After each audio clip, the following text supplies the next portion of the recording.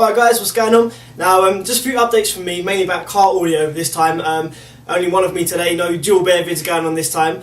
Now you all remember this amplifier I had a while ago. This is the Vibe Monobox 4. It's mono amplifier, 1500 watts RMS at 1 ohm and 800 at 2 ohm and something else at 4 ohm. I've had it fixed basically. I've got loads of amplifiers repaired recently. I've got this repaired, I've got my 3000 watt RMS amp repaired, I've also got my 2 PA amplifiers. If you've been watching my videos for quite a long time, you remember I bought a stack of 3 Crown PA amplifiers off eBay, 2 of which were slightly broken. I've got them fixed. So yeah, this one basically, the guy has been repairing amplifiers for like 20 years, he's a top guy, he knows exactly what he's doing, brilliant engineer. This one, the power supply diodes had been fried, which basically means that this amplifier wasn't getting enough power from the power supply, either a dodgy alternator, dodgy battery, a wire being not thick enough.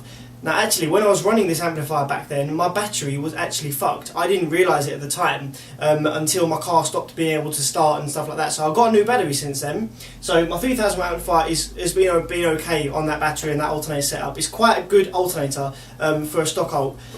This one however, now I've got my 3000 watt amplifier, I'm going to be selling, what I want for this, I want £120. This is the UK, I'm not going to be able to ship this to the US, I can inquire, but it's going to be quite a bit because it's quite heavy. It's compact amplifier. It's quite a heavy amp. So yeah, £120, and that comes with 3 months warranty because it's just been repaired, and the guy has checked through every single component inside and checked that it's balanced and it's working fully. So I would say this is more reliable than they are when they come out the factory, because he's actually gone through and manually checked every component, which they don't do because they're just mass produced. They check that they work, you know, they power up, but they don't actually go through and check each component. Cosmetically, it's got a couple of marks on it, obviously, so it's got a little black mark there, but this has still got the Vibe logo on it, which a lot of them don't have, and the Monobox logo. Apart from that little mark there, it's in pretty decent cosmetic condition. So if any of you guys from the UK want a really powerful monoblock amplifier that'll do 1500 watts RMS at 1 ohm, then hit me up and I'll post it to you once the payment's all been cleared, okay? That's that one.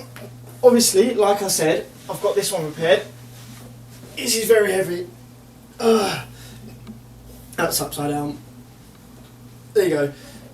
So that's 3000 watts RMS at 2 ohms and 1500 watts RMS at 4 ohms. That is mono, that's bridged. This is 2 channels, so it will do 1500 watts RMS per channel at 1 ohm, which is very, very tasty. So what I'm going to do is I'm going to have this amplifier in my car. I'm going to upgrade my battery, upgrade my alternator, do the big 3.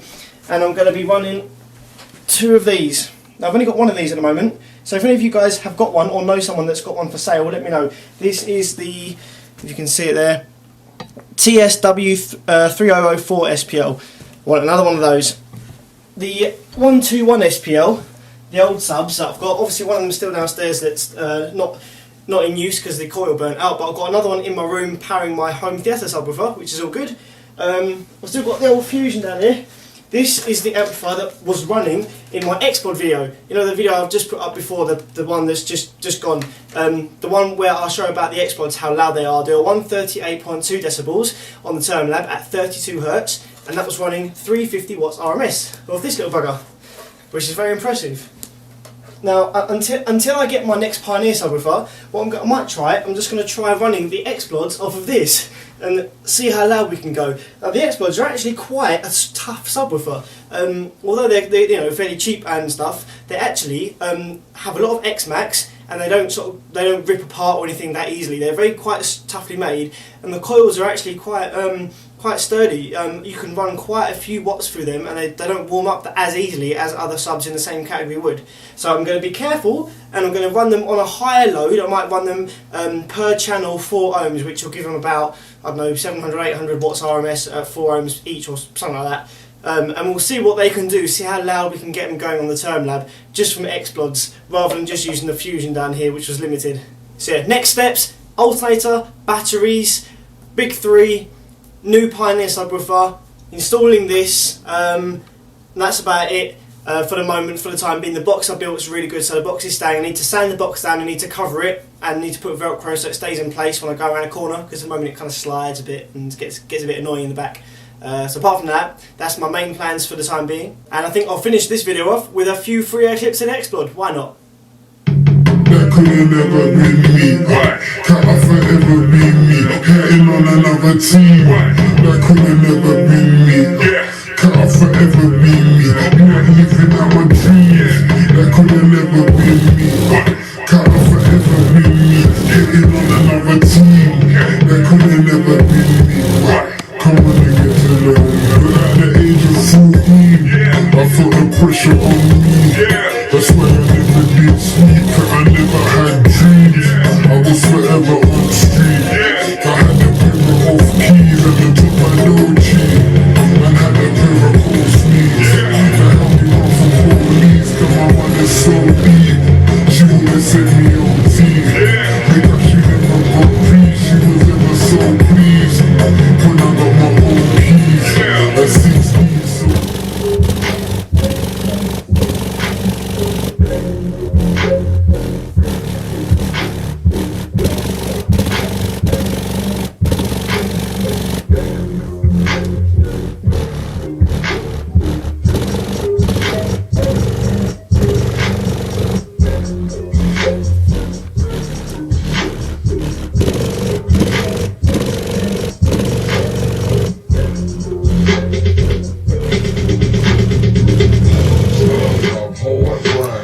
so shit, I earned my check, I'm always lying. But I did one thing in my life. 2, 5, 6, 7 goons banging at your door. Be easy. I never spray hard, trigger on it. Loaded up to all black tech, call it big black. Chill. We freedom hungry ass niggas talking all that smack. Yeah, this is the roast of the century. Yeah, this is the roast of the century. Hey, the roast of the century.